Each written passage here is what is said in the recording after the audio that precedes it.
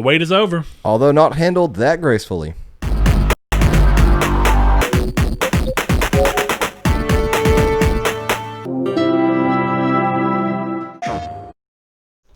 Hello and welcome to Triangle Squared, a PlayStation podcast. I'm your host, Brett, back and alongside me, as always, Mr. Saul Bridges, bringing you guys lucky episode 180. 180. If this is your first time joining us, then stick around for the end of the show where we give you a list of where you can find us to interact with us on social media, where you can watch and or listen to the show, depending on how you first found us, if you want to do the other. But while this is a big episode that's going to have, go ahead and throw it out there, no news necessarily. I mean, it's going to be news, but not the normal way. Today is going to be all about the final, I'm going to say final, that's not quite right, but the big reveal of price, date, and all that stuff in regards alongside the rest of the conference that PlayStation put out last Wednesday. So this is our big episode for that. But we like to start this show off the right way.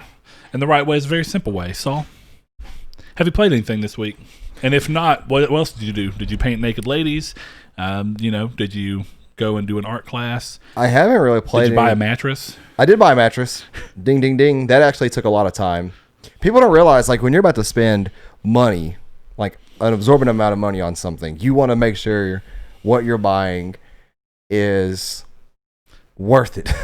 And there's so many brands of mattresses from so many price points that it's just rough to like get one that you are confident that you're going to like, especially because you're shopping online too. So you don't know how it feels. Well, that's what I was going to ask is I don't even know if mattress stores in general are open right now, given the current, setup of the world. But even if they are, a lot of the brands that are doing really well right now and have been getting a lot of high testimonial, you're in this thing where it's like, are you just believing that it's a bunch of random people online that are actually giving you their experience? Are these paid people? You can't go experience the mattress anywhere in our area. There are apparently in some bigger cities. You can find like the Caspers and the Purples and whatnot on show floors. Yeah, so like you can actually buy Purple mattresses at Costco and Casper mattresses at Costco. But we don't have a Costco. I will say you can buy the Casper pillow at Target. It's at our Target. That's cool. I didn't know that. But yeah, so like I went with a Casper mattress talk on the podcast. This is gonna be great. It's a mattress podcast. I went with a Casper. We all sleep though, so it works. That is true. And if you there's always a saying of like, always spend good money on stuff that separates you from the ground. Your car, your shoes, your mattress. And that makes sense. Fair point. Though I also want to throw one extra in there. Okay. Always spend good money on whatever you wipe your ass with, whatever you do after pooping. That's very important. That is true. And for girls, whatever they got to do in the front, because they got to everything. So, if you're going to be wiping and or doing anything with it, make sure that stuff is good. Uh-huh. When I walk into like someone's house, like businesses are a different thing, but when I walk into someone's house and they have single ply, I automatically assume that they're monsters. Not only single ply, but I've been to somebody's house who has like triple ply, but it's like rough. And it's like this is worthless. It's triple ply, but you've had better two ply. Yes, and it just. But yeah, so like I actually spent a fair amount of time watching YouTube videos, and honestly, it's gotten to the point now where if I am watching a review on something and they're like, "Oh yeah, I have this Casper discount code," I'm like, "Nope, they're not going to be reliable enough." So I went to people who specifically were like, "I'm not being paid. I bought this with my own money. I do have a referral code, which I got too. Like anytime you buy a mattress, you get a referral code." Yeah, and I watched a couple reviews. I watched 2 or 3 that were long-term reviews. Like they reviewed it over the course of, one was 2 years. That was the longest. One was 1 year. And I don't want a mattress, especially a memory foam mattress that I sink into. And the way that this Casper looks like, it's a firm mattress and you sink a little bit because it's memory foam, but you don't sink. Like you feel like your body kind of, like it feels like where your body needs support just because of how you lay. It'll fall down in those areas that needs it, and then it'll keep up the ones that needs it, but then it'll fall down on the other ones. Yeah, my problem with the idea of getting a memory foam is I just really don't, and it's why I've been looking at Purple so hard, is I don't like being hot when I sleep at all. And every memory foam mattress I've ever had or memory foam topper, and of course this is all through cheap or secondhand or weird stuff like that, because growing up I didn't have a lot of money, but even I used to use memory foam pillows, and I'd like them for like the first hour of the night, and then I'd wake up and my head sweating. Yeah, see, we have our ceiling fan on every night, and we have an oscillating fan, too, that blows on us. So it's kind of like, It's one of those things like I rarely get hot when I sleep because of that. If anything, like I wake up and I'm cold. I sleep in a sheet. I don't. Like people are like, you don't sleep under a comforter? No, I don't. We sleep under a comforter, but we don't sleep under a comforter and a sheet. That's way too hot. Yeah. But I do the old thing like where you stick a leg out. Like, people don't realize that your feet are very temperature sensitive. So if you're hot, stick your feet out. Your feet will get colder, which make you colder. I don't know. I feel like that's a natural thing, right? I feel like everybody knows. Like I'm a little hot. Throw that old foot out. Maybe it's that they're too scared of the monsters under the bed that they don't want to stick their feet out. So they just sleep hot. I'm not scared. Get that bad boy come up there. I'll hold his hand. Lick my toes. I'll hold feet with him. Yeah. Let him lick my toes. But I spent a majority of the week doing that. We finally settled on one on like Thursday. So the game was where to buy a mattress from? Yeah. And you finally beat it? It also turns out that no place in Texarkana that I'm aware of can deliver a mattress in anything faster than 6 weeks. What? Yes. When we bought our mattress, it was delivered the same day. Which one did you go to? Because I went to Ashley's Home Furniture and... Riveting Texarkana talk. Yes. I went to Mattress Mart or whatever that's on Walton. Yeah, see, I didn't go... We didn't go there. We went to Ashley's Home Furniture and then the one... Because they're furniture places. Ivan Smith and the one next to Harley Davidson. Yeah, that's the problem. But they're like, we're warehouse stores. They're like, no, they don't keep anything in stock. Everything on that showroom floor is a showpiece, and like if you want it, they have to order it and then deliver it to you. Rough. Weird. So I didn't really play a whole lot this week. I did start up a new game called Among Us. That's the one that everybody's doing like the memes around right now, yes. right? And it's like crossover between them and Fall Guys because it looks the same, or the characters look similar. Little Bean Boys. Yeah. So I want to just without any because I've not played it and I haven't looked into it at all. The memes kind of tell me everything that I think I know about the game. Yeah. So this is essentially like the whole situation of like everyone's in a room and one person is going to be the guilty party. Well, okay. Or, one person's going to be the outlier who's not supposed to be there and trying to fake their way through. And the goal is to be the person who's not supposed to be there but survive until the end. So the way the game works, you're kind of close. You were put on a spaceship. And your duty is to repair that spaceship. And there's multiple rooms, multiple hallways. It's actually kind of a big map. And there's like 3 different maps too. It's not just a spaceship. Okay, and I need to figure out if it was just a meme that looked like gameplay, but does it look like Club Penguin? Kind of, yeah. It kind of looks like Club Penguin, but it's violent. Like you can get your brain's blown out. You can get your head twisted off. All right. I'm for this. So the way it works is like the way I play it is you can do different amounts of people. I always feel like 10 people, 10 is the entire lobby is the best, and there's 2 imposters. Their jobs are to sabotage different things throughout because you have a task bar and you're assigned like 5 tasks and you have to go around the map doing those tasks. But you have no idea when somebody passes you if they're going to kill you or not because they could be the imposter. Well, the real fun of the game gets to that when you find a dead body, you can hit report and it stops all gameplay and it puts everybody in this chat room. And then you're then arguing over who is the imposter or not. And like me and Andrew were playing at work because it's on your phone too. It's free on your phone if you want to try it out. It's really fun on the phone. Okay, yeah. And me and Andrew were playing at work, and I was the imposter, and we were sitting there arguing because typically the way the game works. Do you type? You type it out. Me and Seth played last night, and we were in a Discord chat that typically it's cheating if you talk while you play. So like as the gameplay happens, it's silent. You don't talk because you don't want to say, "Oh, I just saw red over there do that," because then they could be like, it just kind of adds excess amount of chatter to the game. Sure. And especially if you're playing with your friend, then he sees blue, he can say it in chat or whatever, or y'all can start talking about it when it's time to play. But then at that point, you don't know if it's him or not. Like it's really fun. And we were playing and I convinced Andrew that I was not the imposter. So I was like, we were sitting there. I'm like, it was me, him, and one other guy left. And I was like, okay, if it's not me and it's not you, vote blue. Because it has to be the blue guy. So he voted blue off and I voted blue off. And I was the imposter. So I won. Because it just left. Once it gets down to one imposter, one crewmate, you win. And it's really fun too because like it really is like Clue. In the sense of like Clue was the other thing I was thinking. It's like you're trying to figure out who the 2 bad guys are or even the one bad guy. But now that you've said it this way, you've seen The Thing.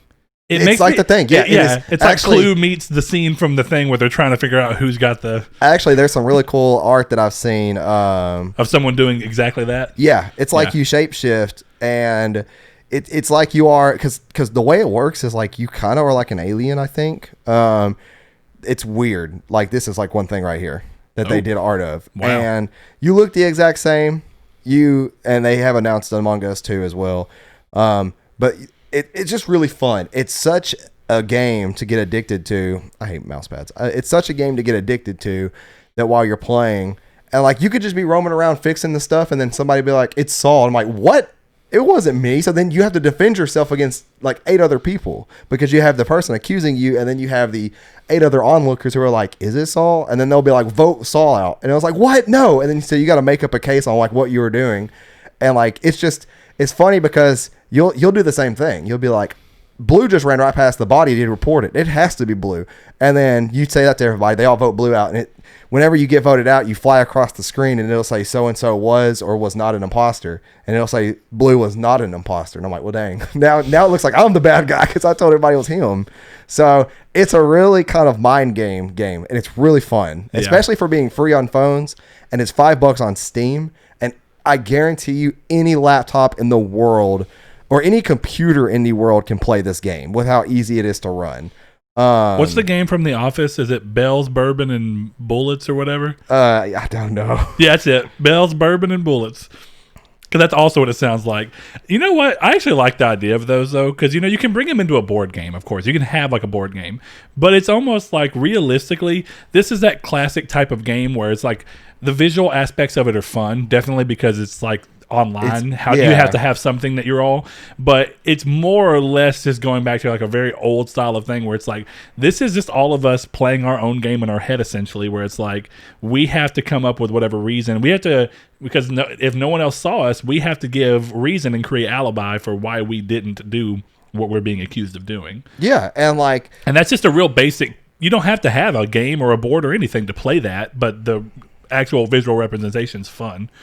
And it's just one of those things that's like I literally have downloaded it this fast, and like you run around. I'm getting some weird screen tearing for some reason, but you run around and you like you have a task list like right here, and you have to go and do those tasks, and every task that you do that you have to go and do, like you can open up your that's dummy. So like this is not a that's not a player, but like you open up your map and I have to an electrical. So then you kind of have to go to electrical, and every task you do is almost like a mini game. So you were stuck out of your screen for a while there. So like you very well could die.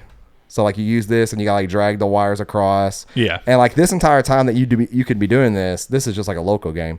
You can have somebody sneak up and kill you. And the way the lighting system works in the game is somebody could be standing like up here and you won't see them. Because it's like very classical, like you can't see around the corners kind of thing. So like you may walk into this room down here to fix something, and then there's somebody just standing there. And you don't know if they're fixing something or if they're just waiting for somebody else to come in. Yeah. So it's a super fun game. And it works surprisingly well on phones. Well, I'm probably going to download it because it does sound fun. And like you can play, like you create a custom game, and then like there's a little code, and I text you the code, and then you hop in. It's just a fun thing. But that I spent a majority of my week playing that when I did play games. What have you played? Nothing but Kingdoms of Amalur. Not technically true because I did play a little bit of Boxy Land with Kyrie yesterday, and I was proud of her because that game's co-op. We were able to get to level 8 with her, and she had her little victorious moment where for a while she was getting frustrated because like level 3 I think introduces the need for wall jump and grab, and you have to do the old Prince of Persia bounce between wall and wall. And she'd get about halfway up and she'd fall because she was getting too eager, and she got to a point where she kept asking me, can you just do it for me? I said, no baby, you've got to get better at games because this is the problem that Hannah has. She starts playing a game and then she's like, I suck, and then she just wants to quit. And it's the age-old problem of you suck at everything that you don't ever do. And she's always like, well, you're just good. Well, because I sucked at one point and I got good. That's true. You know, people always talk about the whole Dark Souls thing where it's like, what advice do you have besides get good? And I know get good is kind of bad advice because all it's saying is what we all know, but it really is just the truth. It's, hey, you got to get better. It's instead of just constantly being like, I can't beat it, you got to be like, what can I do differently to make myself hopefully do this? So I had to kind of explain it to Kyrie, get her to keep trying and trying and trying. And when she finally got up, she just like lost her mind because she was so excited that she was able to do it, which was fun. That's always like a cool thing. So we got to level 8 there, and then we couldn't get past it because it was just a little too complicated for her. And that was fun. And this is something I do that I probably shouldn't, but she just came in so excited to do it one day, and I didn't know what to tell her. She likes to play games that are 2-player with me, and I was playing the Twin Breaker Collins game, and she picked up her little blue controller. It wasn't even plugged in, but she didn't know that. And she was like, I want to play. So I just pretended that it was 2-player. You did the classical, because there's 2 brick breaker things, I would just say that the right one on the screen was hers and the left one was me, but I just moved both of them around. And yesterday she was like, I want to play you at the brick breaker game. So we're going through and I'm just playing levels and purposely trying to get her. This is weird though, because it seems like that at one point in time in this game there was meant to be multiplayer, because the 2 breakers are actually ships. It's like spaceships, and one of them's Colin and one of them's Chris. And the setup is that for some reason at the end of every level you get Colin's face and Chris's face, and you see which of the 2 bars broke more blocks. So that would seem that it would only be there for competition's sake, but there's not co-op that I'm aware of. So I would do that, and I would purposely make sure I broke more blocks on her side, and then that way she'd see that she broke 35 blocks and I broke 17, and she'd just get excited. And we did that for like 35 minutes. That's just so I played a little bit of other stuff, but primarily it was just getting more familiar with Kingdoms of Amalur again. If I remember right, last time we recorded, I just started. So I'm much further. Haven't had a single bug, Good. or a big bug. I've had a couple of times where you come up in the game and you'll come to an area and it'll do this thing where it'll introduce an enemy that you'll eventually see more regularly. But if it's the first time you see them and they're a harder enemy, it'll kind of give them like they'll pop out of the ground or wake up and slide out or whatever it is, and you'll kind of get their name, and they'll have a big health bar the first time. So it's not really that it's a boss. It's just more like, hey, pay attention to this because it is a harder monster. Yeah. And there's been a few times where I go to do that, and like the first half of their intro animation, they're invisible for a second, but then they pop up. Minor thing. That is weird. But ultimately, I've had no problems with the game at all. So That's all good. the problems. It also updated again this week. It sounds like the day 1 patch that came like 4 days after launch. Really. At least fixed it. Yeah, at least really fixed it. Because could you imagine if it was a day 1 patch that wasn't day 1 and then still didn't fix it? Yeah. That just becomes a problem. That game is so good, though. The big reason is the world building is just crazy. There's so much stuff going on. And I really enjoy that aspect of it, where like side quests are pretty interesting. You get an idea of what people are doing. You start to have your own feeling of like, I don't know if I should trust this situation going on. There's a quest in the thing where it's a side quest, and a guy tells you he's a lord and that their city's been attacked, and he's trying to build a new place that everybody can come to and be safe. And he says that he could afford to start building construction for the new area if you go get him some treasures that are like in a cave that have been in the cave. So you go off and do it, and you bring them back to him, and he's being like too nice, and he says, yes, go with my guy here, he'll take you to my hidden thing and let you get some items out of it that are weapons. And then you get there, and the whole time I was running, I was like, I feel like this guy is not here to actually take me here. I feel like he's here to kill me. And every time I was running, we'd stop to fight something, he'd pull his sword out. I'd be like, is he about to attack me? But finally got to where it was, and he goes, yeah, I'm going to kill you. There is no reward.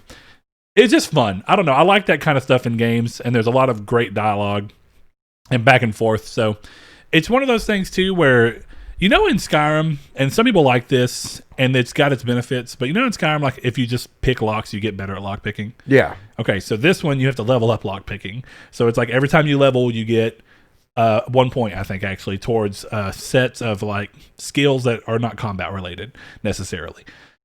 And when you go through, it's like, lockpicking is just, hey, if you're really good at it, you can get really good at it. It's very similar to Skyrim, where you spin a pick and then you see it's kind of like Skyrim mixed with Oblivion, where you see the key thing moving, but then you'll start to see pressure apply to the prick and the pick, and you know you've got to like let pressure off real quick and then turn it a little bit and keep going. But I like that it's very classic RPG in the sense of like, if you just want to get to where you're really good at it, because where it's just easy for you and that you know it's a weakness, and you can choose to level it up, or if you know you're going to unlock a bunch of stuff. Yeah. But I'm pretty good at just lockpicking anyway, so I avoid it. and just pick all the locks naturally. But it's Is good. Is that basic game RPG. open-ended in the terms of like I can be a really bad guy, kind of like Skyrim, or is it kind of more like you kind of got to stick to some kind of story trail? No, actually, pretty much everything lets you have the opportunity to say what you're going to do. Okay, cool. Like if you're coming to the story and they're like, "Will you help us?" You can be like, "No, you got to go do it on your own." Side quests cool. are I like like that that too, but that's just more of a. In the side quest mechanic, it's more of like I'm either going to do it or I'm not. But to start. But then when you get into the side quest, you can determine what you want to do. Like it'll be like, hey, you can kill me or you can spare me.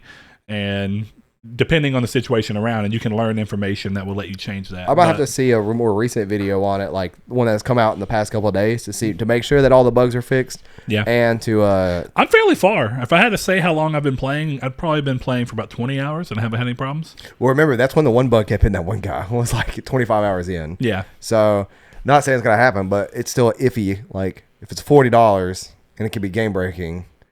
Yeah. I'm not going to waste money on that. No, I mean, I completely understand. I wish you had a disc drive because, I still have my disc just chilling here. Speaking of which, this is not a promise, but I'm fairly positive because I've waited so long and I have a digital version I'm already playing. I think I'm just going to give my disc copy away. Let me borrow it first. Oh, no, don't let me do that. Because I was like, I'll beat the top of my PS4 to play it, but then I realized my PS4 is standing up now. So I can't really do that. Okay. But yeah, it's really good. So I will probably find something and find a fun way to do a giveaway for it. Be real fun. So, but that's about it. I haven't played much else. I don't know. I'm in that point too where after this, I was debating the only downside of this, right? Because it's something that's basic to its design. You have to load between areas. Yeah. And since the game is set up to do that, it's just not very well optimized to where I feel like you have to load between areas and then you have to hit a lot of load screens. I was debating waiting to continue playing it until PS5 came out, but I'm having enough fun that whenever I'm just sitting there, I'm kind of like, I want to play Kingdoms. So I'm just going to keep playing it. But on PS5, I have to imagine all the load windows would be so much shorter. But you don't know for sure, I suppose. That's true. You would hope so. Anyway, we're going to go ahead and move into the big discussion at hand, and the community stake actually comes into that. So the community stake this week was Saul asking y'all to kind of put in for fun what your guesses are for pricing of both the physical and digital PlayStation 5, and then to come back later and give a check on how well you actually, how close you got and how you feel about it in the long run. I will say about 50% of people did not come back and tell us their reaction. But it's okay. We got a lot of people who did, so we did. We could critique the ones that didn't, and then come back and say they got it wrong. Like Blaze 21-2, one of our buddies on Discord, he said $349 and $499, which was my guess. We were both wrong. My guess was straight on the money, boys. Yeah, $399. I'm so surprised they did that. $499. Because it does not cost them $100 to put a disc drive in. No, not at all. See, and that's so why. And this is a big thing because there's quite a few 349s. So I'm going to let you speak on their behalf. Clearly, y'all were tapping into something. Was your thought that they were going to take such a loss just to be able to stick it that much more to Xbox? Is that basically the? No, I didn't want to get my hopes up because I felt like $100 would be the thing. But I didn't want to get my hopes up and say that $100 because at launch. So are you thinking he's saying $449? Because he's saying $349, which is $50 less than my prediction. Oh yeah, you're right. And there's quite a few people who did that. Well, that's technically though. That's what my prediction was. $50 less than the actual base model price. Well, his is $349 and $499. That's $150 difference. Oh, it is a $150 difference. These $99.99s. I wonder if he meant $449 too, because that's what I meant. I meant $449. I doubt it. A lot of people had hopes that they'd do a $349 just to get it within $50 of Series S. Which I want to go ahead and say right now, a lot of people's thought process was there. I get it. Is that if you can get within $50 of Series S, but be a full powered next gen console, whereas the Series S is in some ways like CPU wise, but isn't in other ways like GPU and general amount of RAM. Like, of course, the RAM speeds are much better, but if you can get a full powered one that's the same as PS5, but within $50, then that's what everybody thought. But there's two things here to me is if you're within $100 of Xbox Series S and you're doing that, I still think that people who actually care about the power are going to be like, $100 is very little to get more than double the power. because the Series S is a 4 terabyte machine. Again, theoretical on paper numbers. That doesn't really quite mean anything. But if we're going to look at on paper, then on paper, 10.25 terabytes or teraflops or whatever it is for the PlayStation 5 is over double. So you're getting something that's twice as powerful, twice as much more future proof for $100 more. I think that's well worth it, personally. Now, of course, the big weird thing here to me is like, $500 if you would have kept with that. A lot of people's predictions were $349 and $499. Now, people who guessed $349 and $449, I understand. $100 difference max. I think that people who like physical would be absolutely pissed if the physical version was $150 more. I think other people, when you're looking at it with a $100 price difference, you can kind of come from this position of like, I understand, but the $100 is worth the benefit that I personally see for a disc drive and for whatever it is, from a 4K Blu-ray player to be able to watch movies or just to play your games and let you choose to be physical now and digital potentially down the road if you choose to change your mind. Whereas if you buy the digital, you don't have the option to choose the other side. So either way, we got a bunch of them here. Let's keep going through. Yeah. Josh Ayers, excuse me, he says $399 digital and $499 physical, and he says that if they want to be competitive, they could take a massive loss on digital if they needed and change and charge a modest profit on physical to counterbalance. He then updates saying, nailed it, I'm happy with the price, I'm paying it, so yeah, it seems like a good lineup for launch, and next year I'm so excited for Resident Evil 8, Final Fantasy 16, God of War, Horizon. What a time to be alive. Also, the PS Plus collection is such a good idea. I can see more games being added in a year or two. Add The Last of Us 2, Ghost, and then move into PS5 launch games as long as it doesn't end up like Games Pass with first-party day and date and only require PS Plus. It does require PS Plus. It does, and interestingly enough, Jim Ryan did come through and say what is no surprise to me at all, in that they have no interest in doing something that is exactly like Game Pass, where they are adding new games to a service either at launch or very close to launch, because they don't view it as sustainable. Yes. And I think that really is probably smart, because Sony is doing really well.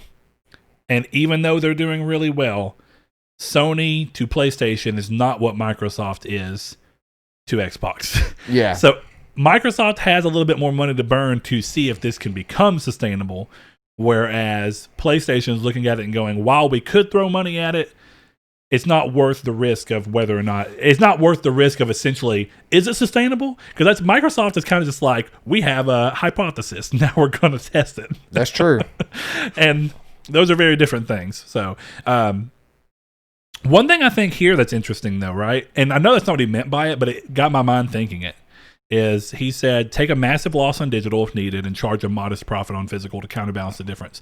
Now, of course, he's talking about the consoles. Yeah. And we still don't actually know if they're in profit range or loss range on both of them. Clearly, I think digital, there's no way they're not at some form of a loss. I don't think they're at $100 loss, though. I don't think they're at a massive loss because, once again, they're glued digitally to those games from PlayStation. They don't have to worry about going... Well, it's initial launch, though. So it's an initial loss, is what I mean. Yeah, because... But you make it up later. They don't buy used games from GameStop anymore. They buy on-sale games from PlayStation, and that PlayStation gets that money, not GameStop. Yeah, and that comes to one of the biggest reasons, again, that I've said a million times as to why I won't buy digital, but... looking at it, this is interesting. So one thing that couples with this that people were surprised to see, though I wasn't, is that Sony have said that on their biggest AAA games moving forward this gen, not all, but their biggest ones that probably have the biggest budget, there we go, but they are going to a $69 price point instead of $59. For AAA games, yeah. Now... Clearly not all, because even though it is a AAA game, Watch and Dogs even though they're doing it, 50, or is 60, I think, on Amazon. Well, sure. I guess I should mean directly from Sony. Yeah, right? Published from Sony. So, like Sony saying that their own published games will be going, and then we see that because Demon's Souls is $59 or $69, which I do only think is interesting because their last remake that they did, which this looks like it's more involved, I'll give them that. But the last remake they did was $39 and Shadow of the Colossus. Shadow of the Colossus, $39.99. So also Bluepoint. Yeah, also Bluepoint. So I'm saying same developer, same basic idea. Not a first interesting party studio, that they're though. immediately saying Not a first party studio technically. Yeah, but it is still a first-party property. It is. It's still a first-party. I mean, it's still a second-party relationship at that point. But also, I have to say right now, I know we're going to get into it in the long run. I really think Sony should buy Blue Point. They should, yeah. And I think that they'd be silly to have not had some form of conversation. Now, And do Blue Metal Gear Point Solid doesn't. 1 and 2 next. If Blue Point doesn't want to be bought, then don't worry about it. Just But Blue Point do all Metal Gear Solids next. that'd be 1, 2, interesting. 3, 4. No, 4 doesn't really need it, I don't think. It's too new. I think 4 still holds up. A remaster of 4 would work, in my Yeah. opinion. But going back to that, what I was saying, I think what would have been really interesting and what would have, I think, been even more enticing to try and get people into your digital thing is to raise, and people would have been mad about this, but I think it would make much more sense. If they rose physical AAA game prices to a max of $69, but they kept digital at $59.99, that would have been really smart. It would have been extra incentive for people to go ahead and go into a digital, which gives, again, in the current setup of how digital marketplaces work, it gives Sony far more money. And there is no packaging cost, no shipping cost, no manufacturing cost. So you have a reason to be able to charge that extra $10 to physical and justify the lack of a markup on the digital side. But that leads us to something that's actually pretty interesting. That eventually, let's see where he put it. Rude Days 93 came in here, and he was saying that he wanted to talk kind of about the showcase itself, which I think is worth getting to. What we'll probably do, Rude Days, is we're going to leave that for when we're actually talking about the full thing. It will be technically part of the community's take, but we're going to leave it for the full discussion. But he comes back eventually and says, physical prediction was right, digital was wrong. So I guess he did it somewhere. I apologize. I don't know where he put it. So much conversation going on in the community's take tab. And I was part of it, so I actually apologize. I know. That's why I'm specifically bringing it up again. I'm about to just delete early Patreon release and just put community's take discussion. That's not a terrible idea. Either way, I don't know exactly where you had it. So, here you are. Here he is. Physical $4.99, digital $4.49. So he was looking at what I think a lot of people expected. $50 drop. Even Saul expected that. Yeah, that was what my money was on. Okay, so, but he follows through later on with, and I think this is really interesting because I looked into it and it's right.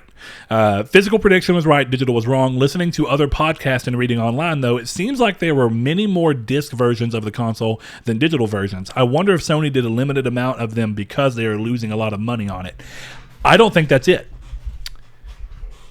But I don't know, Saul, if you ended up seeing it. There was a guy who was looking at the number of pre-orders across SKUs, right?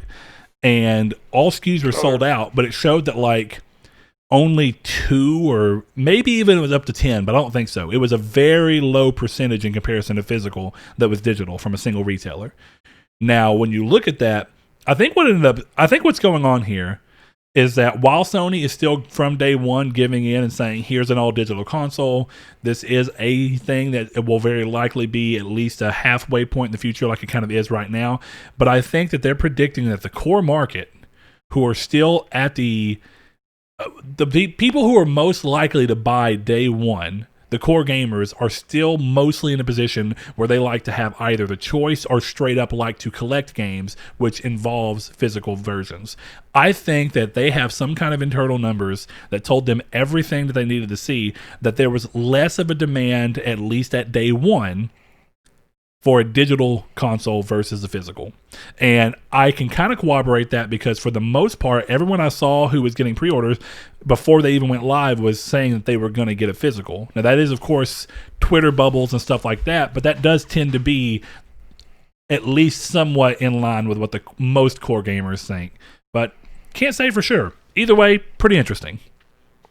So that's where I am on it. Now, Saul's a good example of somebody who is interested in buying it day one, but is specifically wanting to get a digital console. And you can't find anyone that sells them because of the way Sony did pre-orders, and we're going to get on that later. Yeah, we'll get on that very soon. And thankfully, since we initially talked about this, Sony's at least kind of put some kind of statement out. No, that doesn't fix anything. But that statement doesn't matter if it doesn't materialize into actual... You know what I mean? So we're going to get a couple more from over here. You want to go like to Twitter or... I'm going to go over to Twitter real quick, and grab a couple. Actually, I'll go Facebook because you don't have access to those. That's true. So and I have it put up on Twitter. Yeah, let's see. Mr. Blake Pope said $4.99 and $4.49, which I think was one of the most popular. Now this one's pretty interesting. Allie Coble said $449. I think she expected both of them. I can't say for sure. I'm going to ask her next time I talk to her.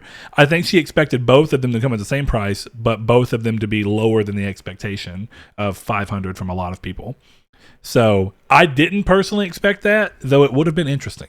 That would have been, yeah. Honestly, I think if it wasn't for the 825 drive, right? If the digital version was still $449 but had even 250 more gigs, like a terabyte, then I could see it. I could be like, okay, that makes sense. But that still also leaves to be seen the ideal memory setup for this.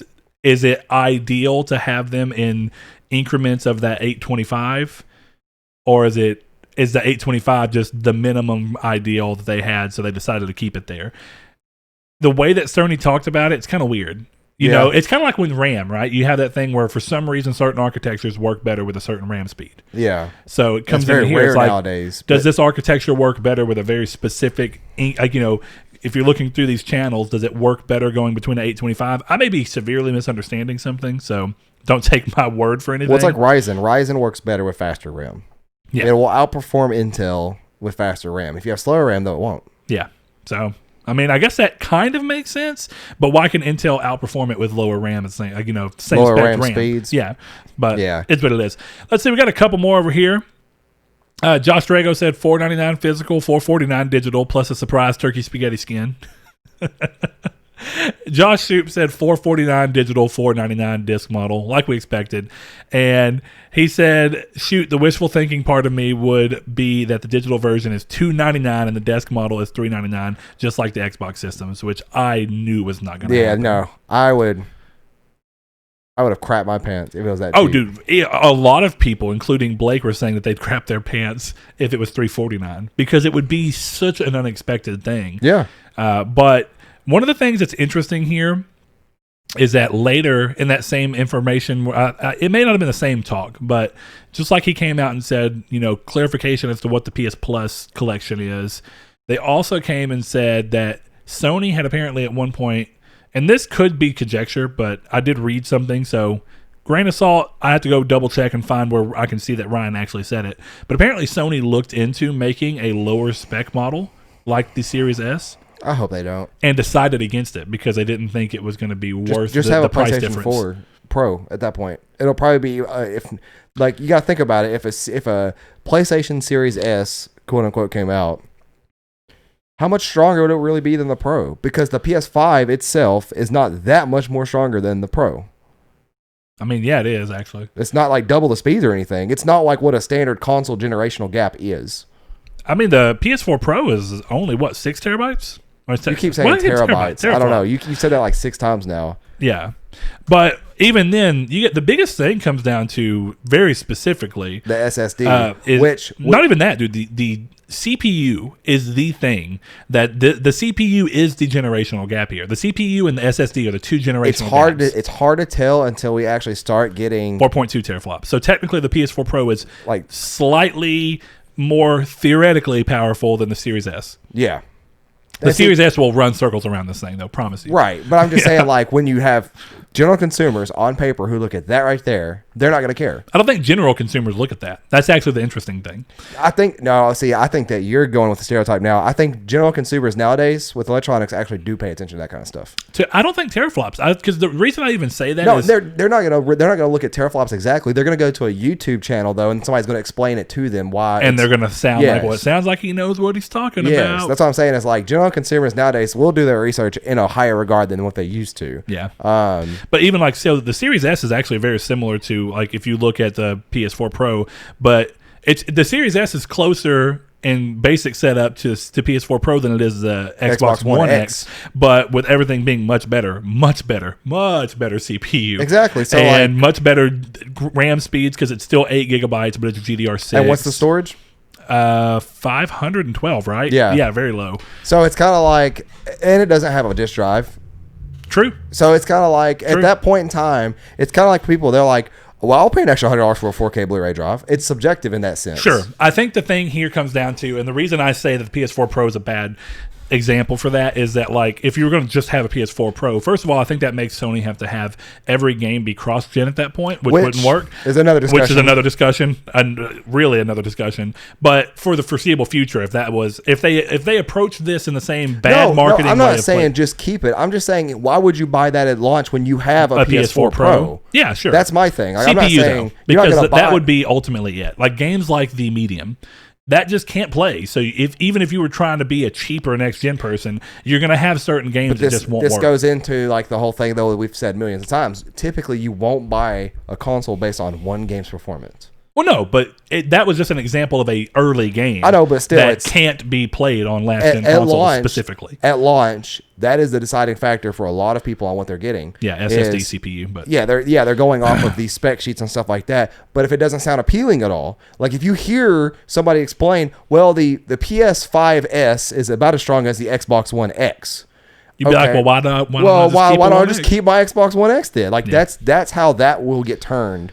And how people will then compare it to it. And then at launch, that's super important, too. I guess we'll really know when the Series X actually launches and how it performs. We may even know just from pre-order numbers of the Series X. Because, see, here's the thing, though, is that, like... Well, depending on the number of S's available. Because, like, we don't have exact numbers of digital to physical PlayStations. Yeah. I wonder if we'll have exact number of digital to physical Xboxes. That's a good point, because they're announcing next week for the pre-order system, aren't they? September 22nd? Yeah. So, Tuesday. Yeah. Yeah. So the day after this goes live. Yep. Derek on Twitter, he says the standard will be $4.99 and the digital will be $3.99. And then he updates and says, apparently I was correct. And Derek, yes, you were. Very correct. This one's interesting. One of our patrons, Mr. Danny Candyman Villalobos, says $4.99 to $5.50. I imagine at $50 price difference for the discless version. Boy, Danny, you crazy. So he thought the disc version was going to be $4.99. And here's the thing. For a long time, people have been talking about whether or not the PlayStation would be higher because of its SSD structure. Because, again, this is theoretical. We don't actually know until games start coming out and utilizing it, and then third parties are unlikely to utilize it to its full power. But technically, if I'm remembering correctly, the PlayStation 5's SSD throughput speed is 5.5 gigabits a second, whereas... the Xbox's is 2.4, which 2.4 is so much higher than what current gen consoles do. That's true. But 5.5 is double that. Yeah. And I might be accounting for that with after encryption. I can't exactly remember, but I know that PlayStation's is considerably faster. It's like 2.5 times if you look at the PS4 Pro. Yeah. So when you're going through all that, wait, 2.5 times the PS4 Pro? Yeah, compared to the PS4 Pro. That's way more than that. Well, is it? Yes. Dude, the HDD speeds are so slow. No, I'm talking about throughput speeds. Yeah, even the throughput speeds. Yeah, the PS4 Pro throughput speeds are very low. Are they? Yeah. Because, see, I looked this up when I was getting an SSD, and I don't remember them being super low. Like, I honestly think that they're better than the Xbox One X in terms of that regard. Like, that's one of the actual ways that it edges out the Xbox One X. Yeah. Is the actual throughput speeds of the memory. But I could be wrong.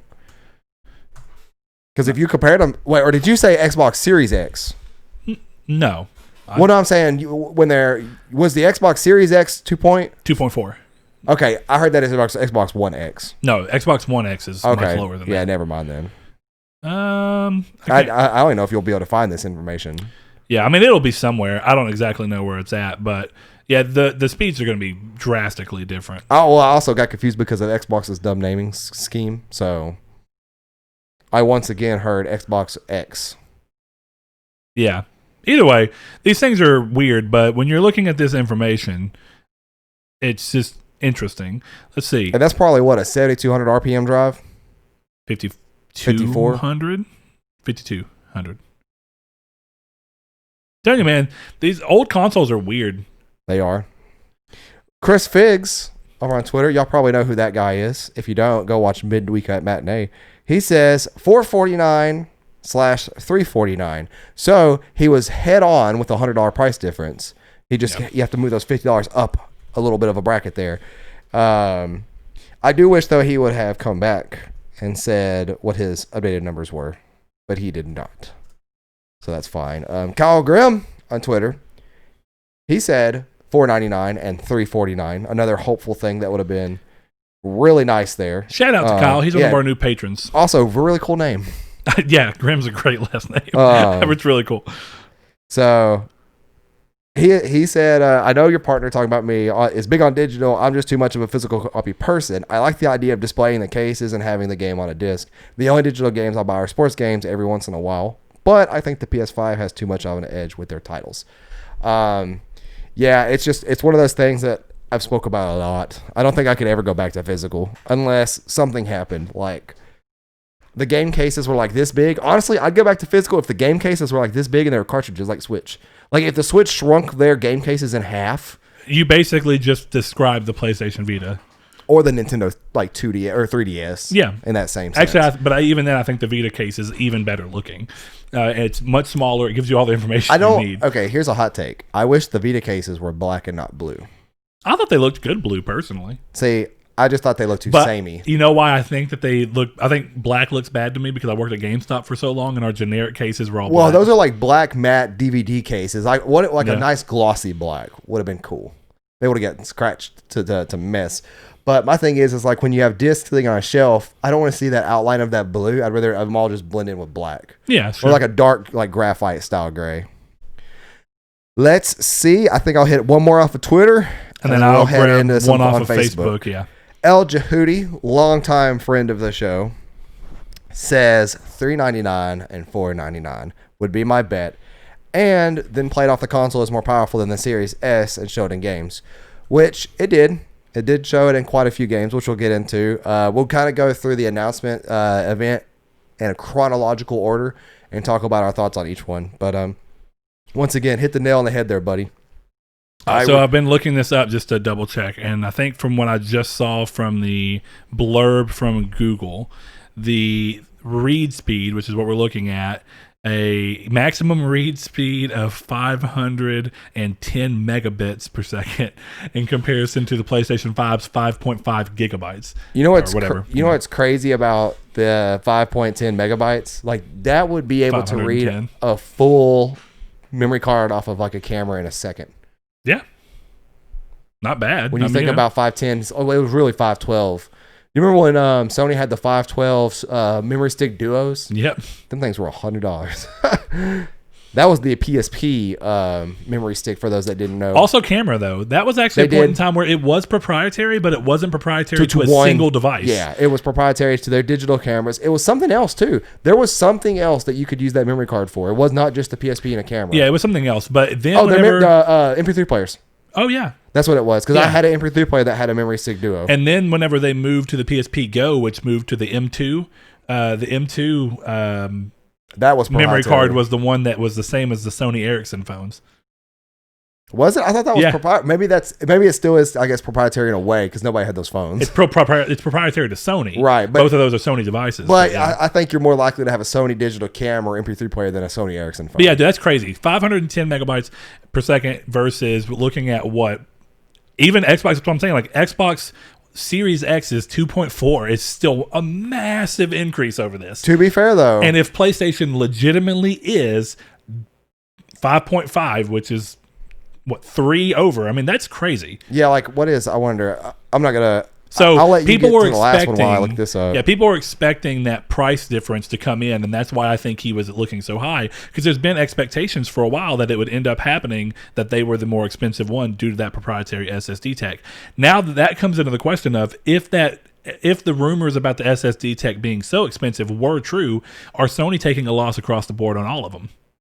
Just so they could stay at that $499. Like the highest level SSD that you could buy on the market now is a Samsung 970 Evo. It's an NVMe M.2 drive. And is that one of the SATA 25? Is that one of the SATA 4, Gen 4?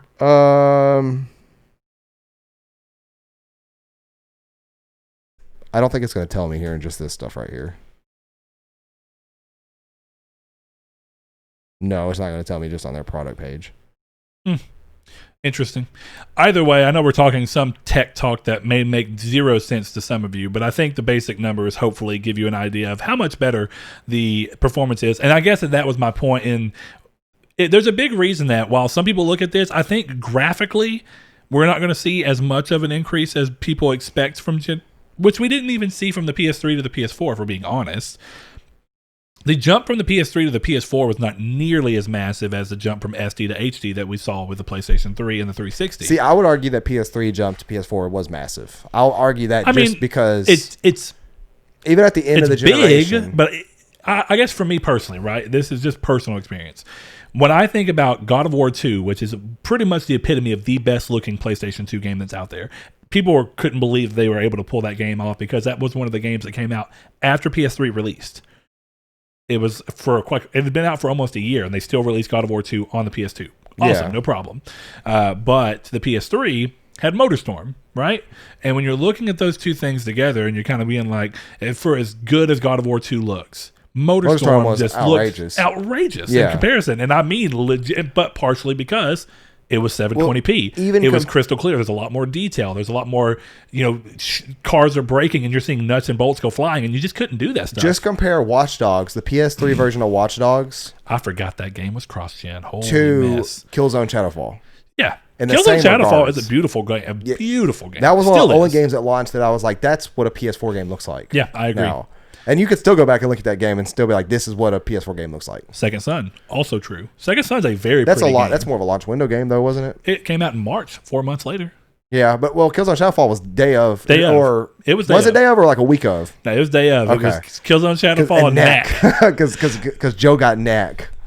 I got both, and both of them were very good games. Knack 2 was way better than Knack 1. That was a fun night. That literally the day it came out, Joe didn't even take it home and get it out of the box before he brought it over to my apartment and got it out of the box. And we played Knack for like 3 or 4 hours. I thought Knack was and we downloaded, not Warframe, what was the other free game of the generation? The first one. Black Retribution. Yeah. Or is it Black Retribution or something? Black Hawk Down? I don't know. No, it was PS4 Retribution. Retribution is the sub name. Yeah. Black Light Retribution. Black Light Retribution. That game was the other free game. All right, I'm going to grab one from Facebook because I said we would, and we'll just figure it out from there. Let's see. We have Mr. Nicholas Horder. He said 350, 450, and then came back later and said, I was off by 50, hoping they'd undercut Xbox little, which seemed to be a pretty common thing. I saw a couple of people putting things like, and I don't know if I said this one out loud, but someone said 479 just to undercut. I think it was in Discord, and I think it may have been Richard Schaefer. It was either Richard Schaefer or it was... But I am not surprised that so many people had that idea. Yeah, it was Richard Schaefer. Yeah, so it's like this basic idea of everybody's looking at it, and this is the fun thing about this generation. And it's fun, though also kind of annoying, depending on where you are at with it. The fun thing about this generation is seeing Xbox essentially continually try to say that PlayStation is not a competitor anymore, but clearly acting as though PlayStation is a competitor. And then you have Sony, who have not really said that Microsoft is not a competitor, and clearly also are acting like they are indeed a competitor. So you have these two companies kind of existing in two different worlds, where Sony's still like, hey, you're still our biggest competitor, and Microsoft's trying to be like, nah, no, you're not. Yeah, when obviously it's not true. Yeah, so the thing is... I guess technically it is true. Here's the thing. The weird thing about tech... and tech within an industry is that even if you don't want something to be your competitor, ultimately the people who decide what who the competitor for what is kind of the user base. So ultimately, if when someone walks into a store, right, and in that moment they look and they go, I could get a PlayStation or I could get an Xbox. In that moment, they are creating competition in their brain as to which one to go toward. So even if you've done everything you can possibly imagine, realistically, if they're looking at it in the same breath as which both of them can do similar things, which one would I prefer right now? Then that's where you are. Now it's a little different because if someone walks into a place and says, well, I could get a PlayStation 4 or I could get an Oculus Rift. Well, the Oculus Rift can't play normal games, so it's still a competition, but it's not competition from the same thought process. It's more like which one would bring more enjoyment to me at this particular moment, and I could get the other one at a later date. So when you look at those two things, it's why I would honestly say I think the only system that's not in direct competition realistically right now is the Switch. That's what I've been saying, is because it's such a weird... Nintendo is in such a weird niche corner kind of thing that it's hard to direct compare. What are you doing? Looking for my phone. Oh. Not that I have to have it. I'm just curious where I put it. I don't think you've had it all show, so... All right, well, it doesn't matter at this point. I don't know. So I guess, do you want to get into the event? We can. Go announcement by announcement in chronological order, or do you want... We just talk about it. let's just keep it open. I mean, if I want to make sure we cover everything more or less, but I mean, going order by order, I think clearly the biggest thing to talk about is ultimately going to be. And Rude Days, we will get back to you. I'm going to save it for when we're at the end of the podcast because that's going to be more of a post-mortem of how we feel after everything. Because the interesting thing about this episode is that you have feelings during the presentation and then feelings directly after the presentation and then feelings a couple of hours after the presentation. Yeah, so like here, let's just go like Final Fantasy 16. Final Fantasy 16 is the very first thing they showed. Yeah. What'd you think?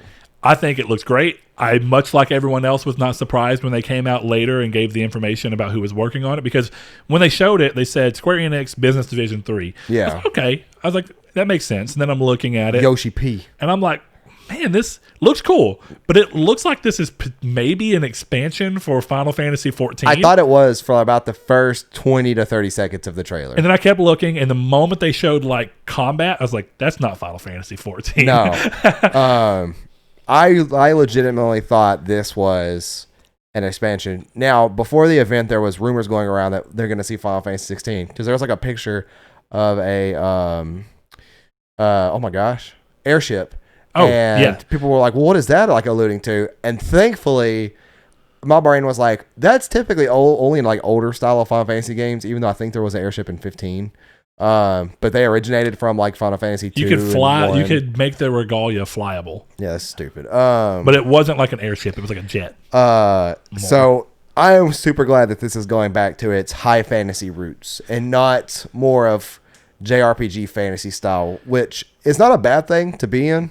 But for Final Fantasy, they've been on it for a long time. A long time. Well, and they've been doing this thing where it's either the Japanese fantasy that they kind of do, like the Japanese. I shouldn't say high fantasy because Japanese still has high fantasy, but there's more of like. Well, this is more high fantasy than JRPG fantasy. This is like Western fantasy. That's the thing. That's the way I typically kind of view this. I don't even really consider that Western anymore. Maybe it's not. That's just kind of the way I view it. And then I look at it and though it's different, there's Western fantasy, and then you have things like Final Fantasy VII that are clearly inspired by Western stuff, but not fantasy kind of necessarily. cyberpunk-y in a way. Yeah. For a while, though, I talked about it a few episodes back. I've said for a while that I feel like where Final Fantasy needs to go right now for kind of a palate cleanser is to either go way into the future, where not even like steampunk, where it's like old mixed with robots or anything. I mean, full on, like that tech demo they showed that had like straight up robots and stuff running around. Do that or go all the way back, because you've been in this kind of weird in between that's like kind of modern but kind of high fantasy. See, and I like that style of I do too. But it's just gotten to the point. Like, what was it Final Fantasy 12 that kind of started that, and they've never gotten off of it since then? Because Final Fantasy 10 was kind of like that, I guess, but at the same time, 10 felt very old to me because it was still a lot of the game took place in what felt like older places. Exactly. And actually 12 even still had a lot of the older places. See, 12, I think 13 was where, and then we had 3 games worth of 13. I guess that's true. Where 13 was like, hey, you're in modern city. And then Final Fantasy 14 is still like, there are old aspects of Final Fantasy 14, but I would say a majority of it is the newer age stuff. So I am super glad. I am not surprised though that we don't have any kind of release window. Nor am I, but they showed way more. They showed way more than I expected. Whenever I was thinking, I was like, we're not going to get anything Final Fantasy 16. We're going to get, or gameplay wise, we're going to get the same kind of thing that Project Area got, or whatever. Whatever it's called. Is it Project Area? I don't think so, but I can't remember what it's called. Whatever it's called, yeah. And then we're going to get like a title card that it's in development. No, we got like a solid 3-minute trailer. Huh? Project Athia, something like that. Athia. We got a solid 3-minute trailer of like everything. Characters, gameplay, world combat, building, enemies, everything, locations. So that right there was a great opener for this.